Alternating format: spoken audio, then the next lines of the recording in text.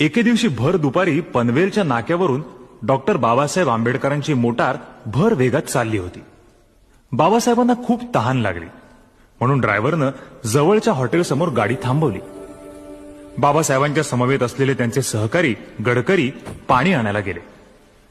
Barrister आंबेडकरांना पाणी हवंय? हॉटेलच्या मालकानं साफ नकार दिला. हॉटेल मालक उद्गारला, महार बॅरिस्टरला पाणी मुळीच मिळणार नाही. हे शब्द सोनबा येलवे नावाच्या लाकूड तोडणाऱ्या माणसानं ऐकले. धावत पळत तो घरी गेला. स्वच्छ पाण्यानं माठ भरून आणला. पण तेवढ्यात बाबासाहेबांची मोटार भर वेगानं निघून सुद्धा गेली. बाबासाहेब पुन्हा या वाटेनं येतील, ते तसे जाऊ नयेत म्हणून आयुष्यभर त्या वाटेवर पाण्याचा माठ भरून सोनबा वाट पाहत उभा राहिला.